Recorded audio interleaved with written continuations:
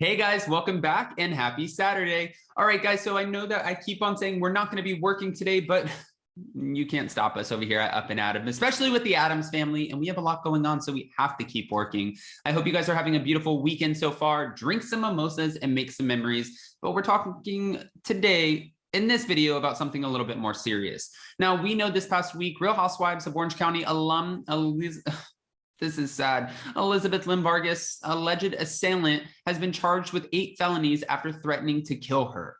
Well, we have an update on all of it. So before we jump in, if you guys haven't already, go ahead, smash that like button. If you're not subscribed, get subscribed. And don't forget to hit that notification bell because, well, you don't want to miss anything we have coming up. With that, let's jump right in. It's time for all your binge-worthy pop culture news. Welcome to Up and Adam. All right, guys, so we know that a man has been charged with multiple felonies for allegedly threatening to kill Real Housewives of Orange County alum Elizabeth Lynn Vargas in her California home. The Orange County District's Attorney's Office said in a statement on Thursday that Ryan Matthew Gurati, I believe that's how you say his last name, who is 33, he's younger than Elizabeth, had allegedly been extorting tens of thousands of dollars in exchange for not selling nude photographs of Vargas to the media and is now facing several felony counts.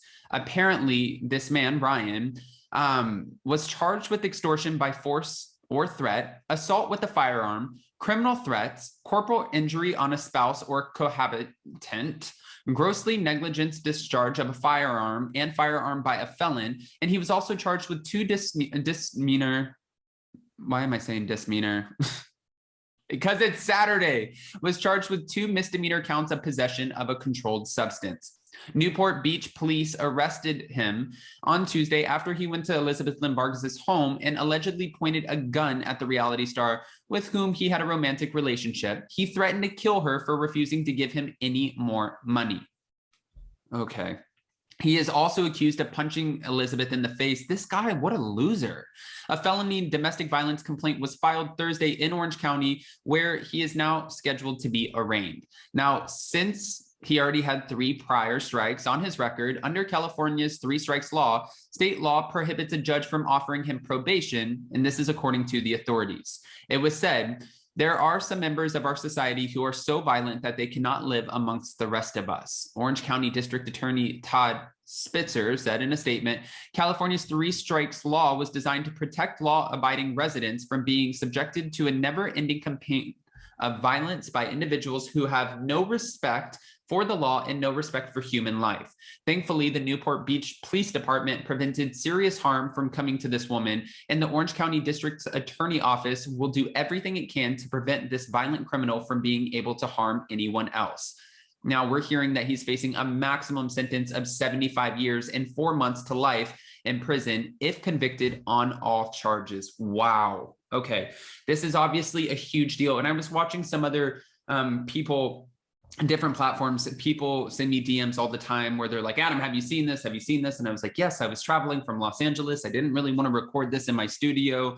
Well, the hotel studio. I wanted to record it in this studio. Yes, I've seen it. And I'm watching other people talk about this and they're like, oh, well, she's fine. It's not a big deal. The man punched her in the face, was trying to extort her, discharged a firearm, had possession, has nude photos allegedly of her, and is threatening to extort those. I mean, this is absolutely a big deal. And you're facing 75 years and 4 months to life in prison. What? Now, Elizabeth Lynn Vargas was definitely not one of the fan favorites of the show. I think that she could have had more longevity had she have really taken the platform and done what you're supposed to do, which is open up. She was on last season of The Real Housewives of Orange County, season 15. And when she was like, yeah, I was married to this man, but I can't talk about it. And well, we have a lot of money coming out of a settlement, but I can't talk about that. And she would just tell everybody and leave little tidbits, hints of things that were going on in her life. But honestly, at the end of the day, she was always just saying, I can't talk about this. And then finally, at the end of it, she came out and opened up on a girls' trip about the fact that she grew up in a cult, and that became her storyline. But it seems like for the fans and Bravo, the network execs, even though you don't take a cult lightly, it seems like it was a little bit too late for Elizabeth Lynn Vargas to win over the fans, because they did not invite her back. And she even thought, well, she said in an interview, I was shocked. I thought I was coming back for sure. I was launching Vargas vodka. I thought that they were going to, make a couple bucks off of my new business. And I thought I did a great job. She said she was getting prepared, fully prepared, buying new clothes, getting ready to film all over again before she got the phone call that her, Kelly Dodd, and Bronwyn Wyndham Burke would no longer be a part of the show. However, she never actually bashed anybody on the show, even though she was kind of a one-hit wonder for the franchise. So since she didn't bash anyone when leaving, meaning Andy Cohen, the network, the suit and ties, the executives, since she didn't bash them, she could potentially be invited back in the future. We've seen where other housewives, NeNe Leakes, had a story to tell, and she went on and she claimed that the network treated her a certain way, claimed that she had certain conversations with Andy Cohen that were in poor taste. Even though that is her truth, by her sharing that, which if you feel like you should share it and help someone and change the trajectory of the network, I completely understand where NeNe was coming from. But by doing so, you are giving up any chance to potentially come back to the platform. NeNe said at one point, I would be open, to coming back to the Real Housewives of Atlanta, because I think that it would be great. And I have some unresolved issues with these girls. And then Andy Cohen was asked about it. And he's like, honestly, I think NeNe wants me to keep her name out of my mouth, and we're just going to leave it at that, which let all of us know, okay, well, NeNe Leakes definitely is not coming back to the franchise. Andy Cohen just did mic drop, boom, there you go. Guys, I don't want to just give you this information and not ask what you think about it, because the Elizabeth Lynn Vargas, the guy locked in the home, the 7 felony counts, looking at 75 years to life in prison, this whole thing is an absolute shit show. But it kind of, we all know, or maybe we don't, and it's just weird that I do, know people who have been in crazy situations like this, and it just breaks your heart for any of them. Elizabeth Lynn Vargas, she's still a woman. She's always happy. She has this infectious personality. She's super sweet. No one deserves to have somebody lock themselves in their home and try to assault you and extort you because they think that they can get money out of you. I think that's ridiculous. And I'm actually curious to see how this is going to play out in court. So again, go ahead, comment below and give me your full unfiltered opinions. Guys, happy Saturday.